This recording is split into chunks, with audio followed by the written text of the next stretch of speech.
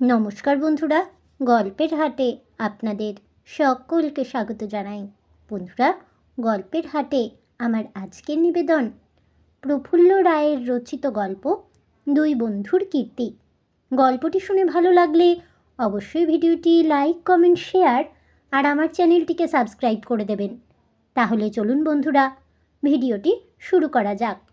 গল্প পাঠে আমি বৈশালী, আর আপনারা শুনছেন আজকের গল্প দুই বন্ধুর কীর্তি। যদিও 5:30 বেজে গেছে, এখনো ভালো করে সকাল হয়নি। বম্বে, যার নতুন নাম মুম্বাই, দেশের পশ্চিম প্রান্তে বলে এখানে সূর্যোদয় হয় অনেক দেরিতে। এই মুহূর্তে চারদিকে অন্ধকার ফিকে হয়ে এসেছে ঠিকই, আকাশের গায়ে আবছা আবছা আলোর ছোপও ধরেছে, কিন্তু 50 ফুট দূরের কোনো কিছুই স্পষ্ট দেখা যায় না। ছেলেবেলা থেকে সঞ্জুর খুব ভোরে ওঠার অভ্যাস। 5টা বাজলে সে আর শুয়ে থাকতে পারে না। হোটেলে তাদের ডবল বেডরুমে অন্য একটা খাটে বাবা তখনও ঘুমোচ্ছেন। সে মেঝের কার্পেটের ওপর দিয়ে পা টিপে টিপে একটা বাইনোকুলার নিয়ে ঘরের লাগোয়া ব্যালকনিতে চলে এসেছিল। কদিন ধরে ভোরের একটা দৃশ্য তাকে রীতিমতো ভাবিয়ে তুলেছে। এই নিয়ে তার নতুন বন্ধু রাজুর সঙ্গে, মানে যার ভালো নাম রজত মেনন, অনেক কথাও হয়েছে। সঞ্জু একবার ডান পাশের একটা রুমের ব্যালকনির দিকে তাকালো। অন্যদিন এই সময় রাজুও ওখানে এসে দাঁড়ায়। আজ তাকে দেখা গেল না। নিশ্চয়ই ওর ঘুম এখনো ভাঙেনি। সঞ্জুদের হোটেলের সামনে দিয়ে ঝকঝকে রাস্তা চলে গেছে। তার ওধারে লাইন দিয়ে উঁচু উঁচু নারকেল গাছ, তারপর সোনালি বালির জুহু বিচ। সারা পৃথিবী যার নাম জানে। বিচের গা থেকে আরব সাগর ধু ধু দিগন্তে গিয়ে মিশেছে। ভোরের আলো ফুটতে না ফুটতেই অন্যদিনের মতো বিচে কিছু লোকজন চোখে পড়ছে, তবে কেমন যেন ঝাপসা মতো। সবাই এসেছে স্বাস্থ্য রক্ষার জন্য।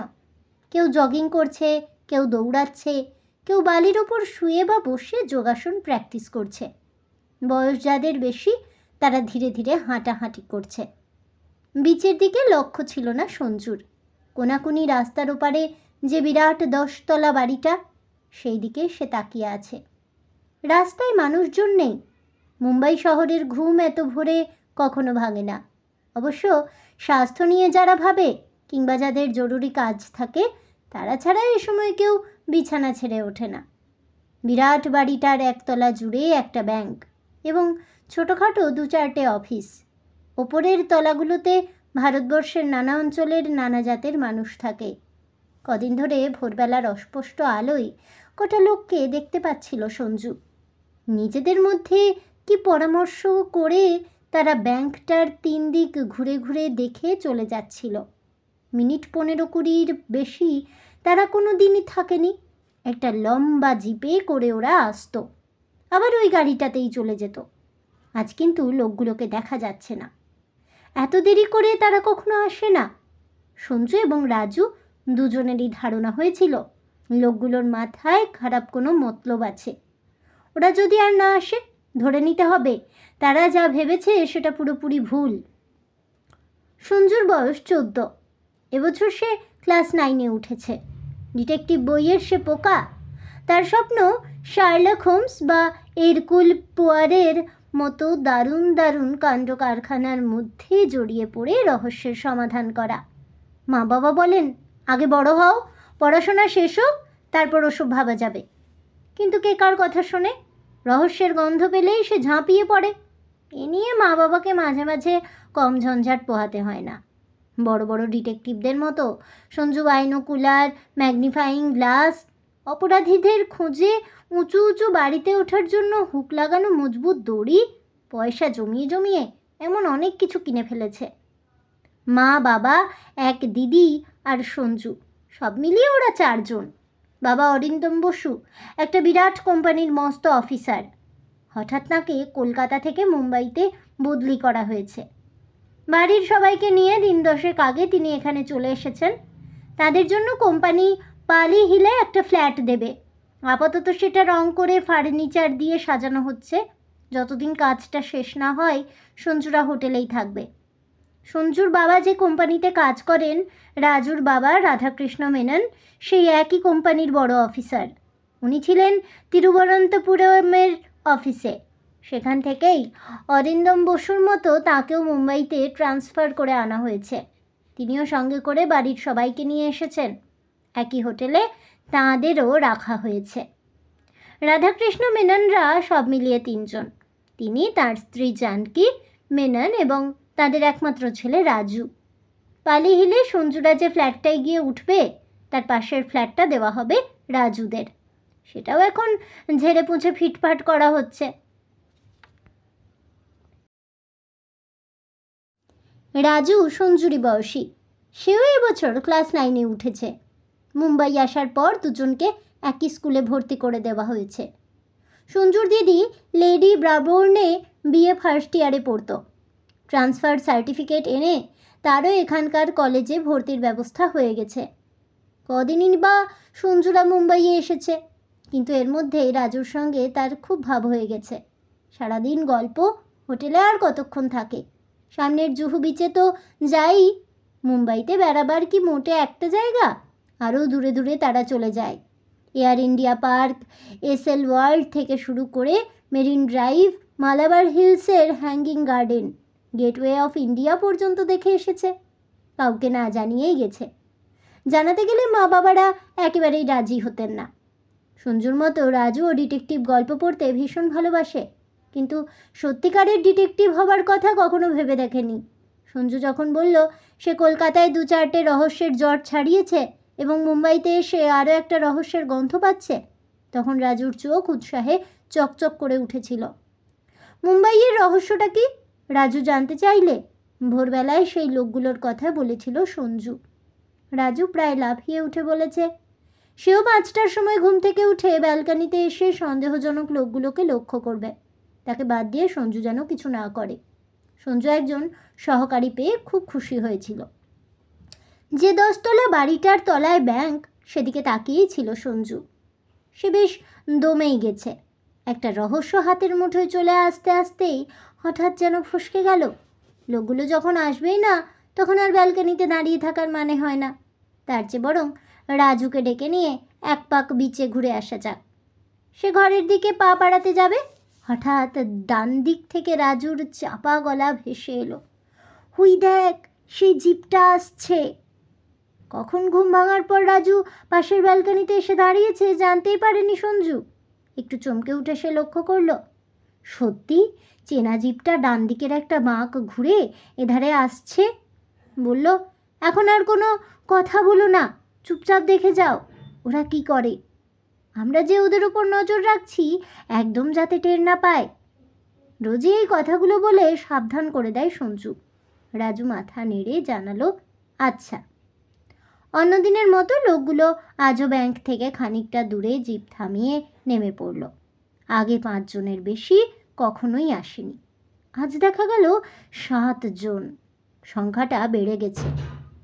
লোকগুলো নেমে ব্যাংকের সামনে ভাগে ভাগে এমনভাবে দাঁড়ালো যাতে মনে হয় অদৃশ্য লাইন টেনে ওদের জুড়ে দিলে একটা রেক্ট্যাঙ্গেল বা আয়তক্ষেত্র হয়ে দাঁড়ায়। সেটা বোধহয় পছন্দ হলো না। আবার অন্যভাবে দাঁড়ালো। এবার লাইন টানলে ত্রিভুজের আকার নেবে, কিন্তু সেটাও বোধহয় ভালো লাগলো না। নিজেদের মধ্যে কি আলোচনার পর শেষ পর্যন্ত 5টা কোণ তৈরি করে দাঁড়ায়। 3 জায়গায় 1 জন করে, বাকি 2 জায়গায় 2 জন 2 জন। এবার কল্পিত লাইন টানলে পেন্টাগন বা পঞ্চভুজ হবে। খুব সম্ভব এই নকশাটাই লোকগুলোর মনে ধরল। তারা আবার দাঁড়ালো না, পায়ে পায়ে জিপটার দিকে এগিয়ে গেল। এদিকে অন্ধকার প্রায় কেটে গিয়ে আরও একটু আলো ফুটছে। রাস্তায় 2-1টা অটো ট্যাক্সি বেরিয়ে পড়েছে। বিচ ছাড়াও এধারে ওধারে কিছু মানুষজন দেখা যাচ্ছে। সেই লোকগুলো যখন জিপে উঠতে যাবে, রাজু প্রায় চেঁচিয়ে উঠল, আরে সেই লোকটা না! তার গলায় প্রবল উত্তেজনা। রাজু যে লোকটার কথা বলল তাকে আগেও দেখেছে সঞ্জুরা, 2 দিন জুহু বিচে। তাছাড়া তাদের হোটেলের গায়ে যে পান সিগারেট আর কোল্ড ড্রিঙ্কসের দোকানটা আছে, সেখানেও বেশ কয়েকবার।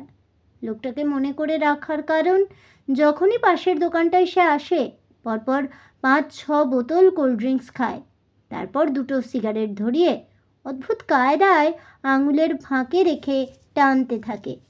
একসঙ্গে এত কোল্ড ড্রিঙ্কস আর 2টো সিগারেট খেতে আগে আর কাউকে দেখেনি সঞ্জুরা। মনে রাখার আরও একটা কারণ, তার নাকের পাশে একটা বড় কালো বেঢপ সাইজের জরুল রয়েছে।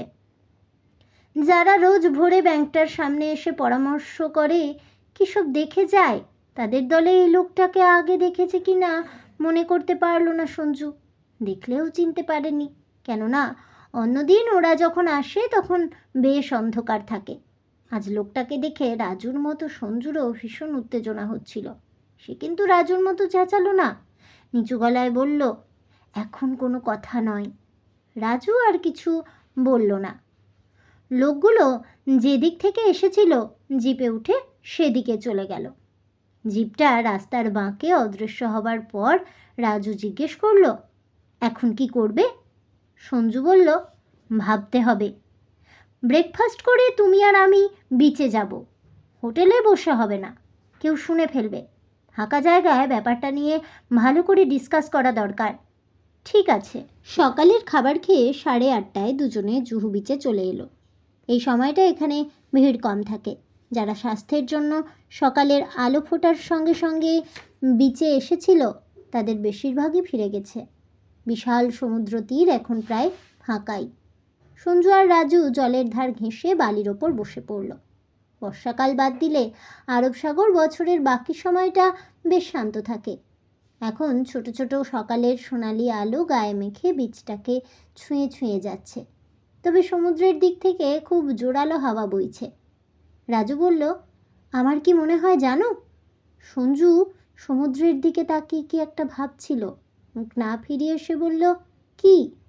ওরা ওই বড় বিল্ডিংটার কাছে কিছু একটা করতে চায়। কি করতে চায় সেটাই তো বুঝতে পারছি না। খানিকক্ষণ চুপ করে থেকে সঞ্জু বলল, আমার মাথায় একটা আইডিয়া এসেছে। রাজু জিজ্ঞেস করলো, কিসের আইডিয়া? ওই জরুলওয়ালা লোকটাকে খুঁজে বার করে যদি ওর ওপর নজর রাখি, বুঝতে পারবো ওদের দলটা কি মতলব বাড়ছে। কিন্তু তাকে আমরা পাচ্ছি কোথায়? সঞ্জু বলল, আমার মনে হয় লোকটা এদিকেই কোথাও থাকে। রাজু বলল, এটা মনে হলো কেন? 3 দিন আগে বিকেলবেলায় লোকটা আমাদের হোটেলের পাশের সেই পান সিগারেটের দোকানে কোল্ড ড্রিঙ্কস খাচ্ছিল। আমরা তখন বেড়াতে বেরোচ্ছিলাম। বলেই সঞ্জু জিজ্ঞেস করলো, ওর পরনে কি ছিল মনে পড়ছে? অনেকক্ষণ চিন্তা করে রাজু জানালো, মনে নেই, কারণ সে ভালো করে লক্ষ্য করেনি। সঞ্জু বলল, একটা সিল্কের লুঙ্গি আর গেঞ্জি, কাছাকাছি না থাকলে ওরকম পোশাকে কেউ বাইরে বেরোয় না। রাজু বলল, ঠিক বলেছ, কিন্তু কি? এখানে এত হোটেল আর এত হাই রাইজ বিল্ডিং, এসবের ভেতর থেকে খুঁজে বার করবে কি করে? আরে বাবা, সারাক্ষণ কি আর একটা লোক ঘরে বসে থাকবে? আমরা এখন অন্য কোনো দিকে বেড়াতে যাব না, বিচে আর এখানকার রাস্তায় ঘুরে বেড়াবো। হোটেলগুলোতে গিয়ে ওর ডেসক্রিপশন দিয়ে খোঁজ করব। মনে হয় ওকে ঠিক পেয়ে যাব। ধরো পেয়ে গেলে তখন কি করবে? সেটা এখনো ভাবিনি। আগে তো লোকটাকে পাই, তারপর দেখা যাবে। আলোচনা শেষ করে সঞ্জুরা কিছুক্ষণ বিচে ঘোরাঘুরি করলো, কিন্তু লোকটাকে দেখা গেল না। বিচ থেকে রাস্তায় যখন ওরা উঠে এলো তখন মুম্বাই শহরের ব্যস্ততা শুরু হয়ে গেছে। চারদিকে অজস্র মানুষ, অগুন্তি গাড়ি স্রোতের মতো ছুটে চলেছে। এর ভেতর থেকে বিশেষ একটা লোককে খুঁজে বার করা অসম্ভব ব্যাপার। তবু সঞ্জুরা চারদিকে নজর রাখতে লাগলো। দুপুরে হোটেলে এলে খাওয়া দাওয়া চুকিয়ে ফের বেরিয়ে পড়ল দুজনে। এবার ওরা হানা দিল হোটেলগুলোতে। সন্ধে পর্যন্ত একটার পর একটা হোটেলে গিয়ে রিসেপশনে লোকটার চেহারার বর্ণনা দিয়ে জানতে চাইল এরকম কেউ আছে কি না। সব জায়গাতেই ওদের বলা হলো নেই। রোজই হোটেলে নানা ধরনের লোক আসছে, তাদের সবার চেহারা রিসেপশনের লোকেদের পক্ষে মনে করে রাখা সম্ভব নয়। তবে কারো মুখে একটা বিশ্রী জরুল থাকলে নিশ্চয়ই ওদের চোখে পড়ত। এরপর 2 দিন সকাল থেকে রাত 8টা-9টা পর্যন্ত বিচ থেকে শুরু করে সামনের রাস্তা এবং সারি সারি দোকানগুলোতে গিয়ে দেখতে লাগলো সঞ্জুরা। কিন্তু না, লোকটা একেবারে হাওয়ায় মিলিয়ে গেছে। এমনকি ভোরের দিকে যে দলটা সেই ব্যাংকটার সামনে এসে কি পরামর্শ করে, তারাও এই 2 দিন আসছে না। রাজু হাল ছেড়ে দেবার ভঙ্গিতে বলল, না, ওদের আর পাওয়া যাবে না। সঞ্জু বলল, আর 2-1 দিন দেখা যাক, তারপরে নিয়ে আর ভাববো না। আশ্চর্য, সেদিনই সন্ধেবেলায় লোকটাকে আবার দেখা গেল। সেই পান সিগারেটের দোকানে কোল্ড ড্রিঙ্কস খেতে এসেছে। সঞ্জুরা বিচের দিক থেকে হোটেলে ফিরে আসছিল। দূর থেকে লোকটাকে দেখতে পেয়ে থমকে দাঁড়িয়ে যায়। রাজু কি বলতে যাচ্ছিল তাকে থামিয়ে দিয়ে সঞ্জু বলে, এখন একটাও কথা নয়, একদম চুপ। লোকটা অন্যদিনের মতো 5 বোতল কোল্ড ড্রিঙ্কস খেয়ে জোড়া সিগারেট ধরিয়ে জুত করে টানতে টানতে ডান পাশের ফুটপাত ধরে এগিয়ে চলল। সঞ্জু চাপা গলায় বলল, ওকে ফলো করতে হবে, এসো, আমার সঙ্গে এসো। রাজু বলল, আমার বুকের ভেতরটা ভীষণ কাঁপছে। সঞ্জু বলল, অত ভয় থাকলে আসতে হবে না, হোটেলে ফিরে যাও। আরে না না, তোমাকে একা যেতে দেব না, যা হবার হবে, আমি তোমার সঙ্গে আছি।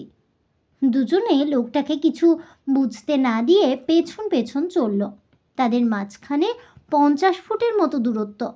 মিনিট 4 হাঁটার পর একটা মাঝারি হোটেলের পাশ দিয়ে অন্য একটা রাস্তায় ঢুকে পড়ল লোকটা। রাস্তাটা বড় নয়, সেটা যেখানে গিয়ে শেষ হয়েছে সেখানে পাশাপাশি একই রকম দেখতে 2টো 24 তলা বাড়ি। বাঁ দিকেরটার নাম আকাশগঙ্গা, ডান দিকেরটার পাতালগঙ্গা। সঞ্জুরা লক্ষ্য করল লোকটা আকাশগঙ্গায় ঢুকেছে। ওরা জোরে পা চালালো, কিন্তু লোকটার কাছাকাছি পৌঁছনোর আগেই সে একটা লিফটে উঠে পড়ল। পাশে আরও 2টো লিফট রয়েছে, 2টোর ওপর থেকে নিচে নামছে। রাজু বলল, যেটা আগে নামবে সেটাই উঠে লোকটাকে খুঁজতে হবে। সঞ্জু বলল, এই বিরাট হাই রাইজে কোথায় হাতড়ে বেড়াবে? আগে জানতে হবে লোকটা ঠিক কোন ফ্লোরে গেল।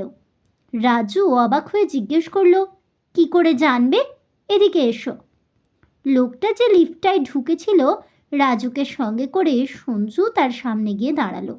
লিফটের মাথায় লাল ইন্ডিকেটরের দিকে আঙুল বাড়িয়ে বলল, ওটা ভালো করে দেখো, 1, 2, 3, এইভাবে সংখ্যা দ্রুত বেড়ে চলেছে। কিন্তু 15 নম্বরের লাল আলোটা কয়েক সেকেন্ডের মতো জ্বলে রইল। তারপর সেটা নিভে 16, 17 পেরিয়ে 18 নম্বরটা জ্বলে উঠল এবং জ্বলতেই লাগলো। মিনিট 3 পর আলোটা নিভে 17, 16 এইভাবে সংখ্যা কমতে লাগলো। সঞ্জু জিজ্ঞাসা করলো, কিছু বুঝতে পারলে? রাজু বলল, না। লিফটটা উপরে উঠে 15 আর 18 মানে 15th আর 18th ফ্লোরে থেমেছিল, তারপর এখন নেমে আসছে, তাই না? হ্যাঁ। সঞ্জু বলতে লাগলো, ওই লোকটা যখন ওপরে উঠছিল তখন সে একা ছিল না। লিফটে আরও কেউ কেউ থাকতে পারে যাদের আমরা দেখতে পাইনি। লিফটটা 2 জায়গায় যে থেমেছিল সেটা অবশ্য জানতে পেরেছি। লোকটা হয় 15th নইলে 18th ফ্লোরে নেমে গেছে। ব্যাপারটা মাথায় ঢুকলো? রাজু বলল, ঢুকেছে। এখন কি করতে চাও? দেখো কি করি। লিফটটা নিচে এসে থামতেই 2জন বেঢপ চেহারার 2টো মহিলা বেরিয়ে এলো। সঙ্গে সঙ্গে রাজুকে নিয়ে সঞ্জু ভেতরে ঢুকে 15 নম্বর বাটনটা টিপে দিল। লিফটটা অটোমেটিক। আপনা থেকে দরজা বন্ধ হয়ে সেটা ওপরে উঠতে লাগলো। 15th ফ্লোরে এসে লিফটটা থামলে বাইরে বেরিয়ে সঞ্জুরা দেখল এখানে সব শুদ্ধ 4টে ফ্ল্যাট। প্রতিটি ফ্ল্যাটের সামনের দরজার গায়ে পেতলের ফ্ল্যাট নাম্বার লাগানো রয়েছে। প্রতিটি ফ্ল্যাটের সামনে গিয়ে কলিং বেল টিপল সঞ্জু। কেউ দরজা খুললেই জিজ্ঞাসা করল, এখানে অমিতাভ সেন নামে কেউ থাকে কি না। সবাই জানালো ওই নামের কাউকেই তারা চেনে না। সঞ্জু রাজুকে বলল, না, এখানে নয়, চলো 18th ফ্লোরে যাওয়া যাক। লিফটটায় চড়ে কখন অন্য কেউ নিচে নেমে গিয়েছিল ওরা টের পায়নি। ওটার আশায় থাকলে কতক্ষণ দাঁড়িয়ে থাকতে হবে কে জানে। মোটে 3টে তো ফ্লোর। সিঁড়ি বেয়ে বেয়ে সঞ্জুরা ওপরে উঠতে লাগলো। কিছুক্ষণ নিঃশব্দে সিঁড়ি ভাঙার পর রাজু হঠাৎ বলল, আমার মনে হচ্ছে এভাবে খোঁজ পাওয়া যাবে না। সঞ্জু হুড়োকুঁচকে জিজ্ঞেস করলো, কেন? ফ্ল্যাটে ফ্ল্যাটে গিয়ে বেল বাজালে সেই লোকটাই যে এসে দরজা খুলে দেবে সেটা নাও হতে পারে। হয়তো সে ভেতরের কোনো ঘরে বসে আছে, অন্য লোক দরজা খুলল। একটু চিন্তা করে সঞ্জু বলল, রাইট, তাহলে চেষ্টা তো করতে হবে। সঞ্জু এবার কিছু বলল না। 18th ফ্লোরটা চলো দেখি। তখনও যদি না পাওয়া যায় অন্যরকম কিছু একটা প্ল্যান করতে হবে। অন্যরকম বলতে? লোকটা এ বাড়িতে যে আছে তাতে তো কোনো সন্দেহ নেই। তাকে কখনো না কখনো বাইরে বেরোতে দেখা যাবে। যতক্ষণ না বেরোচ্ছে আমরা গেটের কাছে ওয়েট করব। 18th ফ্লোরে মানে বাংলার 19 তলায় এসে দেখা গেল এখানেও 4টে ফ্ল্যাট। সব ফ্লোরেই বোধহয় এই রকমই অবস্থা। প্রথম দুটো ফ্ল্যাটে কোনো হদিশ পাওয়া গেল না, কিন্তু 3 নম্বর ফ্ল্যাটের বেল বাজাতেই দরজা খুলে যে সামনে দাঁড়ালো তার দিকে তাকিয়ে বুকের ভেতর হৃৎপিণ্ডটা যেন লাফিয়ে উঠল সঞ্জুর। পা দুটো ভীষণ কাঁপছে। আর কদিন ধরে এই লোকটাকেই পাগলের মতো তারা খুঁজে বেড়াচ্ছে। নিজেকে সামলে নিতে খানিকটা সময় লাগলো সঞ্জুর। লোকটা একদৃষ্টে তাকিয়ে লক্ষ্য করছিল।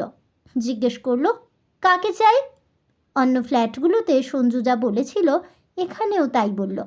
লোকটা একটু ভেবে বলল, অমিতাভ সেন কত নম্বর ফ্ল্যাটে থাকেন সেটা বলতে পারবো না, তবে এই আকাশগঙ্গাতেই থাকেন। এই বাড়িতে সব শুদ্ধ 92টা ফ্ল্যাট। কে কোন ফ্ল্যাটে থাকে বলা মুশকিল। যেন লোকটার পরামর্শ চাইছে এমন একটা ভাব করে সঞ্জু জিজ্ঞেস করলো, কি করা যায় বলুন তো আঙ্কেল? লোকটাকে যতটা ভীতিকর ভাবা গিয়েছিল সামনাসামনি দেখে তেমনটা মনে হলো না। সে বলল, এক কাজ করো, গ্রাউন্ড ফ্লোরে বিল্ডিংয়ের কেয়ারটেকারের অফিস আছে, সেখানে যাও, ওরা বলতে পারবে। কথা বলতে বলতে খোলা দরজার ফাঁক দিয়ে ফ্ল্যাটের ভেতরটা দেখতে চেষ্টা করেছিল সঞ্জু। একটা সাজানো গোছানো বিরাট ড্রয়িং কাম ডাইনিং হল চোখে পড়ল, কিন্তু অন্য কাউকে দেখা গেল না। লোকটা একাই কি এখানে থাকে, না আরও লোকজন আছে? ঠিক বোঝা যাচ্ছে না। সঞ্জু বলল, থ্যাংক ইউ আঙ্কেল। লোকটা কিছু বলল না, অল্প হেসে দরজাটা বন্ধ করে দিল। কিছুক্ষণ পর লিফটে করে নামতে নামতে রাজু জিজ্ঞেস করলো, অমিতাভ সেন বলে সত্যি সত্যিই কি কেউ আছে নাকি? সঞ্জু বলল, জানি না, ওটা তাহলে তোমার বানানো। এক্স্যাক্টলি। অ্যাক্টিংটা এমন করছে যে লোকটা ধরতেই পারেনি। রাজুর কথা যেন শুনতে পায়নি এমনভাবে সঞ্জু বলল, লোকটা যে ফ্ল্যাটে থাকে তার নাম্বারটা দেখেছিলে? রাজু বলল, হ্যাঁ, 18/3। গুড, ওটা ভুলো না। লোকটাকে দেখে কিন্তু খারাপ মনে হলো না। মুখ দেখে কি কার মাথায় কি ঘুরছে সবসময় বোঝা যায়। রাজু আস্তে মাথা নাড়ল, বলল, ঠিক। সঞ্জু বলল, এখন আমাদের কাজ হলো সারাক্ষণ লোকটাকে চোখে চোখে রাখা, কিন্তু সেটা সম্ভব হলো না। আগে থেকেই ঠিক করা ছিল, তাই পরদিন সকালে এলিফ্যান্টা কেভ দেখতে যেতে হলো সঞ্জুদের। বাবা এবং রাধাকৃষ্ণ আঙ্কেল মানে রাজুর বাবা ওদের অফিস থেকে একটা গাড়ির ব্যবস্থা করেছিলেন। রাজু এবং সঞ্জুর যাওয়ার ইচ্ছে ছিল না।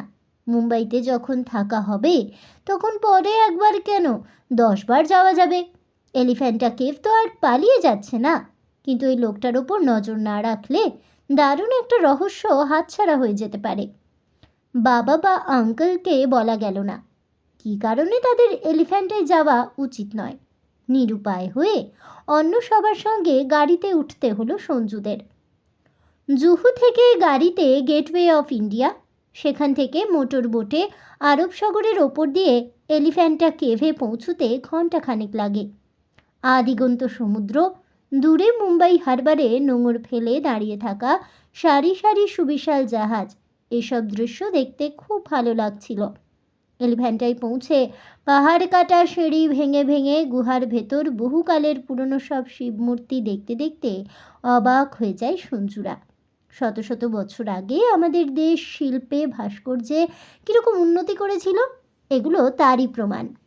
সবই দেখছিল সঞ্জুরা, কিন্তু সেই লোকটাকে কিছুতেই ভোলা যাচ্ছে না। ওদের দুজনের মাথায় তার চিন্তাটা ঘুরে ঘুরে হানা দিচ্ছে। মাঝে মাঝে নিজেদের মধ্যে লোকটা সম্পর্কে ওরা এমন চাপা গলায় কথা বলছে যাতে মা বাবা আঙ্কেল আন্টিরা শুনতে না পান। এলিফ্যান্টটা দেখে ওরা যখন গেটওয়ে অফ ইন্ডিয়াতে ফিরে এলো, 3টে বেজে গেছে। সবার প্রচণ্ড খিদে পেয়েছিল। ঠিক হলো কাছাকাছি কোনো একটা ভালো রেস্তোরাঁয় দুপুরের খাবারটা সেরে নেওয়া হবে। সঞ্জুদের গাড়িটা রয়েছে গেটওয়ে অফ ইন্ডিয়ার ওধারে বিশ্ববিখ্যাত তাজমহল হোটেলের সামনে কার পার্কিংয়ের জায়গায়। খাওয়া হলে গাড়িতে করে তারা জুহুতে ফিরে যাবে। মুম্বাইতে দুপুরে এবং সন্ধ্যেয় বেশ কটা খবরের কাগজ বেরোয়। একটা কাগজওয়ালা চিৎকার করে বলছিল, ব্যাংক ডাকাতি, 10 আদমি মার্ডার হো গিয়া, তাজা খবর। লোকটার সামনে একটা নিচু টুলের ওপর প্রচুর কাগজ থাক দিয়ে সাজানো। তাকে ঘিরে রীতিমতো ভিড় জমেছে। সবাই কাগজ কিনছে আর উত্তেজিতভাবে কি যেন বলছে। কদিনের মধ্যে সঞ্জুর বাবার সঙ্গে রাধাকৃষ্ণ আঙ্কেলের দারুণ বন্ধুত্ব হয়ে গেছে। ওরা গিয়ে একটা কাগজ কিনে আনলেন। প্রথম পাতাতেই বড় বড় হরফে ইংরেজিতে যা লেখা রয়েছে তার বাংলা মানে করলে এরকম দাঁড়ায়, জুহুর একটা ব্যাংকে আজ বেলা 11টার সময় বিরাট ব্যাংক ডাকাতি হয়ে গেছে। ডাকাতরা সবাই মুখোশ পরে এসেছিল, হাতে ছিল লাইট মেশিন গান। ওরা এলোপাথারি গুলি চালিয়ে 10 জনকে খুন করে। নিহতদের মধ্যে রয়েছে ব্যাংকের কজন কর্মী। যারা টাকা তুলতে এসেছিল তাদের মধ্যেও 2 জন মারা যায়। আহত হয়েছে 15-16 জন। ডাকাতদের একজনকেও ধরা যায়নি। একটা জিপে করে তারা এসেছিল। নগদ 30 লাখ টাকা আর ব্যাংকের লকার ভেঙে প্রচুর গয়না লুট করে সেই জিপেই উধাও হয়ে যায়। খবরের সঙ্গে যে ব্যাংকে ঘটনাটি ঘটেছে সেটার এবং মৃত লোকগুলির ছবিও ছাপা হয়েছে।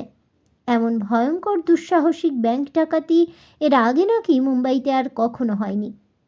রাধাকৃষ্ণ আঙ্কেল বললেন, কি সাংঘাতিক ব্যাপার। সঞ্জুর বাবা খবরের কাগজের ছবিটা দেখিয়ে বললেন, আরে ব্যাংকটা তো আমাদের হোটেলের কাছে, সেই 10 তলা বাড়িটায়। উত্তেজনায় সঞ্জুর দম বন্ধ হয়ে আসছিল। মনে হচ্ছিল হৃৎপিণ্ডটা ফেটে চৌচির হয়ে যাবে। রাজুর কানে মুখ ঠেকে এসে বলল, আমরা আজ এলিফ্যান্টে এলাম আর আজই ব্যাপারটা ঘটে গেল। এখন ওই জরুলওয়ালা লোকটাকে পেলে হয়। রাজু কিচ্ছু বলল না, সে একেবারে হতবম্ব হয়ে গেছে। খাওয়া দাওয়ার পর জুহুতে ফিরতে ফিরতে 4:30 বেজে গেল। গাড়ি থেকে নেমে সঞ্জু আর রাজু হোটেলের ভেতর গেল না। বাবা আর মায়েদের বুঝতে না দিয়ে ব্যাংকটার কাছে চলে এলো। চারদিকে প্রচুর পুলিশ রাইফেল হাতে দাঁড়িয়ে। এখনও রাস্তার নানা জায়গায় রক্ত শুকিয়ে জমাট বেঁধে আছে।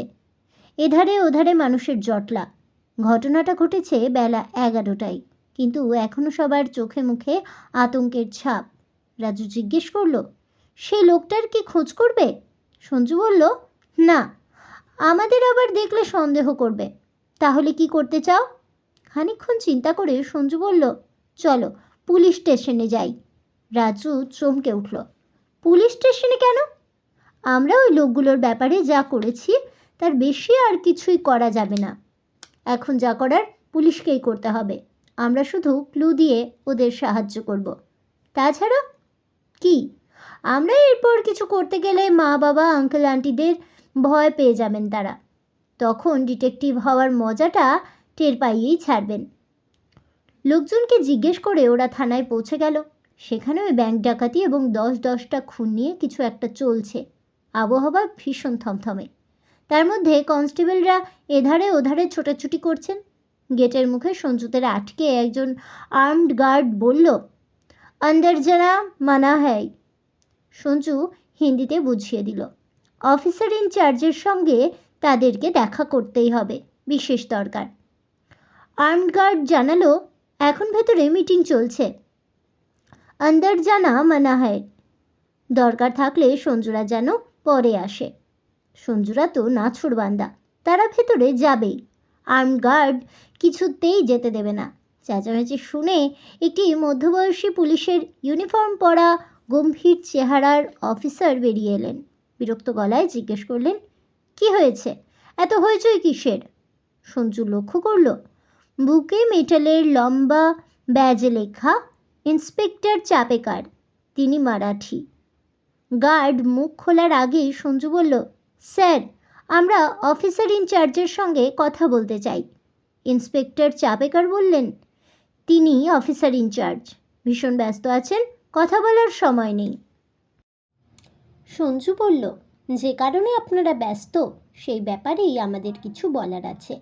ধমক দিতে গিয়ে থমকে গেলেন ইন্সপেক্টর চাপেকার।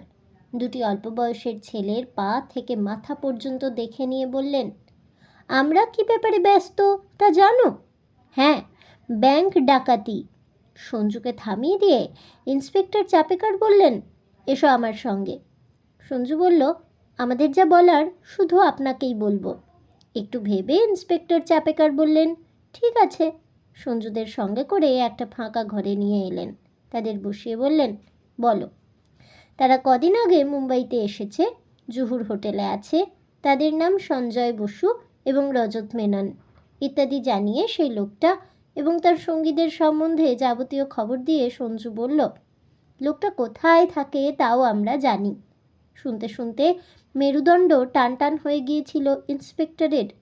চোখ দুটো চকচক করছে। বললেন, কোথায়? জুহুর আকাশগঙ্গা বিল্ডিংয়ে, ফ্ল্যাট 18/3। বলে কিভাবে ঠিকানাটা জোগাড় করেছে তাও জানিয়ে দিল সঞ্জু। মুখোমুখি বসেছিলেন ইন্সপেক্টর চাপেকার। সঞ্জু আর রাজুর পিঠ চাপড়ে দিয়ে বললেন, very good work young Sherlock Holmes, excellent observation. তোমাদের এই ইনফরমেশনগুলো আমাদের খুব সাহায্য করবে। সঞ্জু বলল, স্যার, একটা রিকোয়েস্ট আছে। বলো বলো। আমরা যে ওই লোকগুলোর ওপর নজর রেখে ভালো করে এসব খবর জোগাড় করেছি, আমাদের মা বাবারা জানতে পারলে একবারে কেটে ফেলবেন।